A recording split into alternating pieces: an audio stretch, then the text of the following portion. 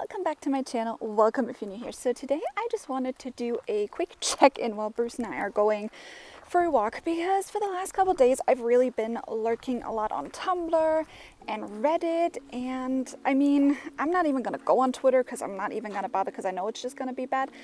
But the amount of misinformation spread yet again on there was just really concerning, especially because a lot of people that make these statements and these claims are literally selling it to you as if it's a fact and as if they know what they're talking about. But there were a couple things that I saw that I really wanted to address. So I'm not really sure what the video is going to be about just yet, but let's just go over a couple things. So the first thing that I saw that a lot of people are still really hell-bent on is the fact that you need to believe your assumptions. Now, I am going to make a completely dedicated video about this, but how do people think narcissistic brainwashing works? How do they think gaslighting works? I mean, if you've ever been with an actual narcissist or a toxic person, you know that they will say things to you you know for a fact are not true. You don't believe them, you don't accept them, you are literally just doing anything and everything in your power to repel those. But more often than not, if you're actually talking to a survivor, they will tell you that, I heard it so often, I just started to believe it. Where do you think that comes from? Repetition, of course. A lot of people always make it seem like manifestation is this outside thing that, is different from our normal thought process, that is different from anything and everything that we're doing, and that, for example, things like narcissistic brainwashing or just neuroscience in general are separate from that because the law of attraction taught us that it's separate. But this could literally not be further from the truth. You manifest 24/7. It's something you do all day, every day. So every thought process that you have that is normal and natural to you is the same as you manifesting. You're just manifesting things subconsciously you don't want versus steering the thought process in a way that actually benefits you and actually is in line with what you do want. And to give another example, because I was thinking about this recently, I would bet my money on the fact that there's at least one jingle, one advertisement jingle you can recall off of the top of your head. I know which one I can recall.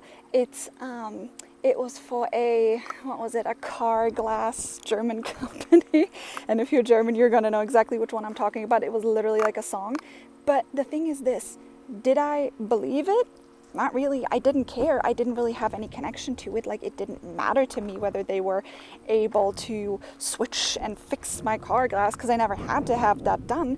But because I heard it so often, and it's now been, let me think, I think 8 or 9 years since I've actually been in Germany and watched TV or listened to the radio where I would have been able to hear that jingle, and I can still recall it like it was yesterday. I've never forgotten it. Why? Because I heard it so often prior to that for years and years and years, mostly on the radio, really. And I tried to make this content a couple of times on TikTok and it always got suppressed, but I could do a host of YouTube videos about the way that society is brainwashing us, the way that, people in charge are brainwashing us. Don't think that they don't understand how it works. They all know how it works. I mean, there's official documents that talk about the way things work, but they're also not 100% completely honest about that, and that's for a reason. A lot of celebrities, they will tell you that they're manifesting or doing this, that, and the other, and then, will tell you, oh, it's God or it's the law of attraction or whatever the case may be, and all of that, again, not really accurate, not really true.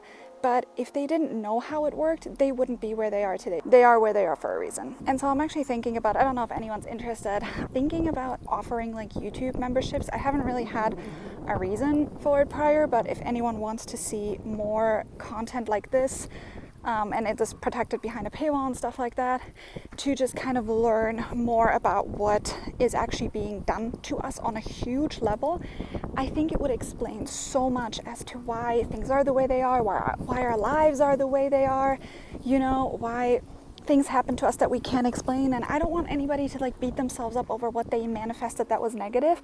99.9% of the time it wasn't your fault. There is a difference between taking care of your mental health and victim mode. They're not the same thing.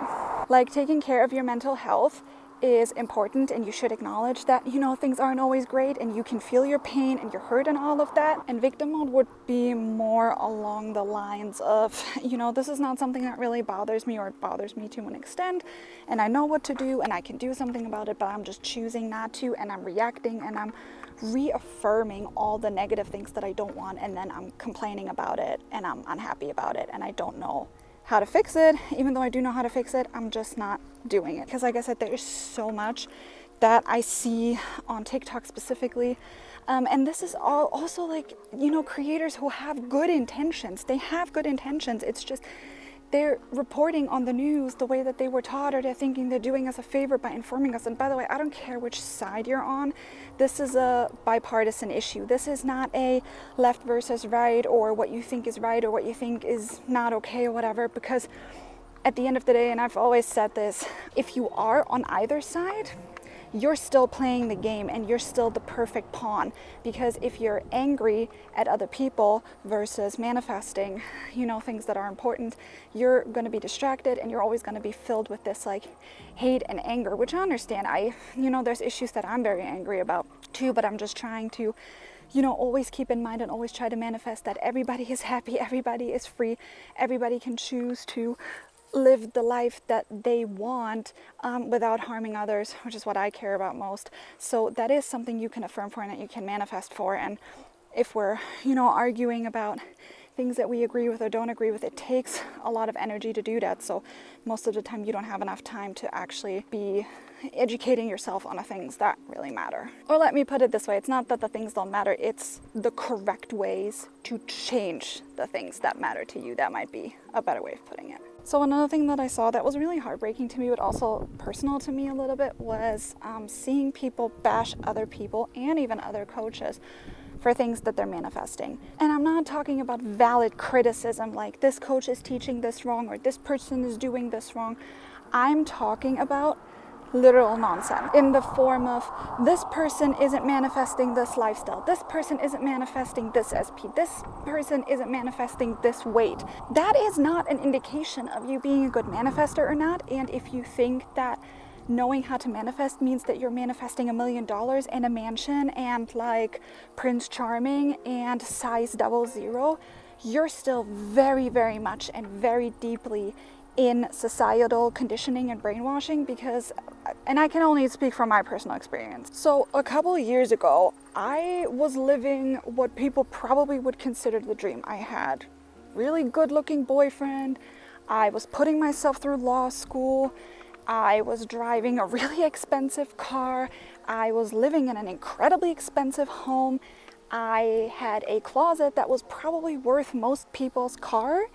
And guess what? It didn't make me happy. Learning how to manifest and how to really embody everything. Like, I have a friend coming over next week and we're gonna pick up most of the stuff that I have and we're gonna donate it and give it away. I don't even want to sell it because I don't need to make money or anything like that.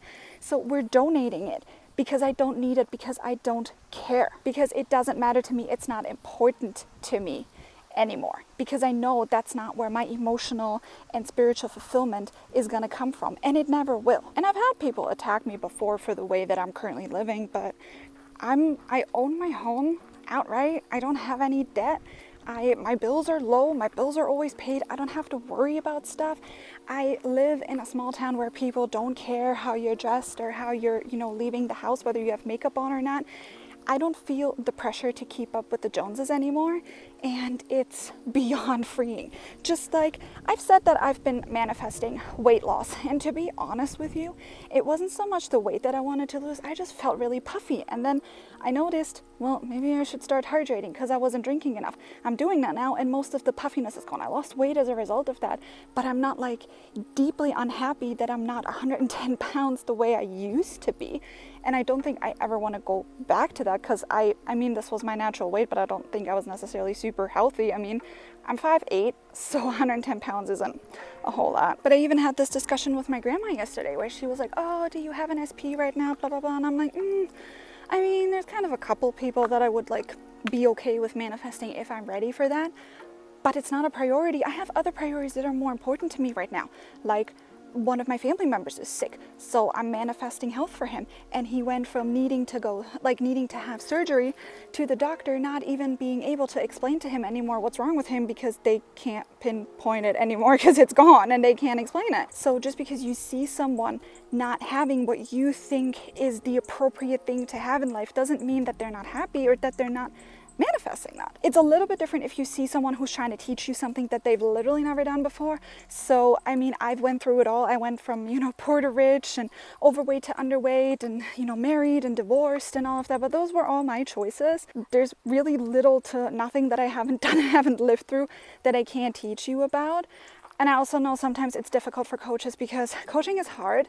And I think a lot of those coaches underestimate that you're basically a glorified psychologist, and if you don't have the background and the training to do it, it can be overwhelming. It can be a lot, and I understand a lot of them, can get frustrated or say, oh, I don't want to deal with this because it's too much on me mentally and emotionally, and that's okay too.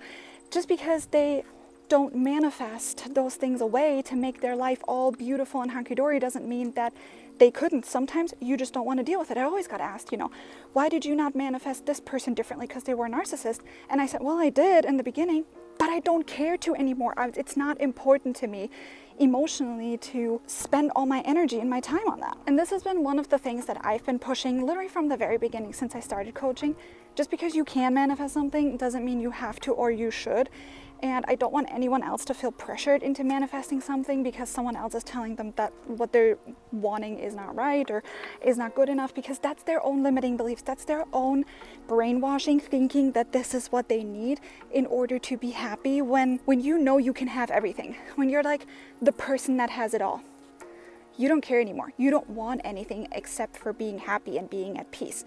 And that just looks different for everybody. But for most people, it's not tied to monetary gains or capitalism. Like, that much I can absolutely tell you. And not to stereotype anyone or anything, but the millionaires and billionaires that I've known personally, they had all the money in the world, but none of them were actually happy. So do with that what you will. And another thing that I saw, and this isn't specifically for just one specific coach or one specific service or whatever, but I do see a lot of people, and this is not just coaching, but I see this in comment section a lot too, where people are like, well, this is all a scam. First of all, neuroscience backs this up. You don't need coaching with anybody if you don't want to. 100% of the time when people say this is a scam or this isn't working, don't waste your time with this, if you talk to them or read their comments or go through a little bit of the history, you will find very quickly that they just haven't done the work, that they're the people who come out of the law of attraction where coaches do wipe your butt, which is not how it's supposed to be. But the reason why they're doing that for you is to keep you stuck in their service. So the law of assumption, I always said as a coach, if I made you autonomous for me to the point where you can literally manifest whatever you want without my services anymore, that's when I've really done my work as your coach. But the law of attraction doesn't allow for that. It's a billion-dollar industry that preys on your hurt and your pain. The law of assumption is different. I have never been more miserable or depressed or unhappy compared to how I was when I was in the law of attraction community, because their goal is to keep you in this loop of spending money on them. The law of assumption is not like that. You don't need to spend money on anybody to do anything. And the problem with that is whatever course you buy or teacher you stick with, there's always going to be questions left open, because the law of attraction doesn't allow for consistency. So none of the coaches that you will teach with or learn with are consistent. So you're always going to have more questions that they're going to try to answer, or you're going to jump from coach to coach. That happens a lot too, trying to look for those answers, but you're never going to get them. Most of the law of attraction is made up stuff, made up problems to sell you a made up solution. So you do have to understand that before you dive into that and then compare it to the law of assumption, which is just completely different. Because the law of assumption, I don't even like calling it a law. I don't like calling it manifesting. You already do it. It's not separate from you. It's not different from what you already do. It's a daily, second by second process you already implement. Every time you have a thought, literally every second of you being alive, really. I think it allows for a lot of misconstruing of what it actually is and how it actually works. And if you then see people who say, oh, it's a scam and you shouldn't trust it, and that can really, really get you into a place of doubt. And that's also an affirmation, right? So if you affirm that every coach is a scam, for example, or the law of assumption is a scam, that's what you're going to feel like, and that's what's going to happen to you. Your brain has to prove you right at all times. So even if you're saying it's not working, you're still proving the law of assumption, right? And that's what a lot of people don't understand. So you're basically counteracting your own argument that you're trying to make by proving that your argument is null and void, really. And to kind of finish that off, so I have always said that I believe that when it comes to law of assumption specifically, that coaching is not there for you to teach the law of assumption. Coaching is there because everything is online. You can look up everything. Coaching is for you to have a therapy session, okay? So you do need to be mindful with who you do book at the end of the day. But I'm saying, like, if you watch someone's content, you can pretty much suss out what they're about. And if you listen very carefully, you can also hear their limiting beliefs pretty easily and kind of determine if this is a good fit for you or not. But you're basically having a therapy session with someone who is digging through all of your limiting beliefs in your current situation, or at least it should be that way. And then they're giving you affirmations to counteract that and kind of holding you accountable and holding you responsible for, you know, staying on track and doing the correct affirmations and all of that. So it is a little bit difficult when, you know, a coach doesn't really want to do that. And I understand where then people could maybe feel like, oh, maybe this isn't working for me, or I could have done this by myself. That's true. You know, just kind of depends on what you're looking for. If you're just looking for someone to just give you affirmations because you already hold yourself accountable and you already know what your problems are, then that would be the correct person for you. It just really depends on where you are at and what you need. But at the end of the day, those coaches are giving you unlicensed psychotherapy. That's just fact. And are digging through, you know, your trauma with you to an extent, and then giving you things to counteract that. So if you are working with somebody who, for example, has trauma that's too close to yours and hasn't done the self-reflection to work on that, there is a chance that they could pass that on to you. So you just need to be mindful. And that's where a little bit of, like, you know, self-accountability kind of comes into play, where you're like, okay, even if I got information that is not 100% accurate, I am an adult and I know what is making me feel good and what isn't making me feel good, or what is, you know, looking a lot like the limiting beliefs I already have. So I'm not going to listen to that, and I'm not going to play into that, but the rest I will take, and I will do the work, and I will, you know, hold myself accountable to make sure I'm on track with everything, and I know my manifestation will be mine no matter what. And I honestly think this is just a really important point to make, because I see, and I'm a lot in comment sections to kind of see what's going on and what people are worried about, but so many people are just consistently relying on a coach to do anything and everything for them, to the point where they will get one tiny situation in the 3D and immediately leave a comment and be like, well, what's that about and what's that about, without kind of taking a step back and thinking, well, maybe I can just interpret it the way that I need it to. And I'm currently, you know, coaching a family member like that will literally call me every single day for hours and just dissect everything that happened, which of course is all reaffirming the old reality that we don't want. And I've even lost my patience with them, you know, a couple days ago, and I said, look, we're going over the same thing over and over again. You know what to do. You need to stop reacting in a 3D. You need to stop giving everything negative meaning. And I even had a situation. I'm manifesting something currently, and I thought initially that I didn't see movement, but then when I was reflecting back on the situation, I was like, wait a minute, I got movement, and not even just a little bit. I got two birds before land within minutes of each other, and only me affirming for 2 days. Like, that's pretty darn good. And this is definitely something you need to train your brain over time. So I think I'm going to end this video here because it's definitely longer than I wanted it to be, but I'm going to leave you with this affirmation. Start affirming that you always see movement in the 3D, and that every movement you immediately recognize and interpret in a way that is in line with your manifestation. Your brain is hardwired to make connections, to seek solutions to problems. So if you are telling your brain that you are manifesting and its job is to find connections to that manifestation and proof that that manifestation is working, you're going to start seeing proof everywhere. And hopefully that will help you stay on course a little bit easier. And I'm not saying don't leave comments or don't get coaching or anything like that. Like, far from it. I think it's very, very helpful for a lot of people. You just need to understand that a coach is not a fairy that will make things happen for you. You have to do the work. If you don't do the work, you will never get there, and then everything will feel like a scam to you. Everything will feel like, you know, it's not working to you. But at some point, you just have to ask yourself, do I want to change my life, or do I just want to be, you know, where I am right now? It doesn't have to even be miserable, but just where I am right now. And am I just okay with being, you know, content with my life, and I just don't want to change anything, but then I also don't have to try and manifest different. This is something that you really just have to want to commit to. And once you do that, there's really nothing you can't achieve, and there's really nothing you can't have. It's a decision you just have to make. And basically everything you affirm for and you manifest for is also a decision that you're making, like saying, I want this and it's mine. But the very first decision you have to make before you even start on this journey is to ask yourself, am I really committed to this? Am I dedicated enough? And can I block out all the nonsense from anybody and everybody? Which again, yes, it's just a mirror reflection of you. So, and even with the house example, so everybody's just a mirror reflection, like I said. And you know, I sometimes even feel like, should I have a better house? Should I manifest a better house? Are people gonna think weirdly of me or poorly of me or whatever? But I chose this house and I'm happy and I'm living there and I'm living exactly the way I want to live. So it shouldn't bother me what other people think. But I am aware that when I do see comments that people make, that they're just reflecting my own insecurities and my own worries. And by the way, no coach is exempt from that.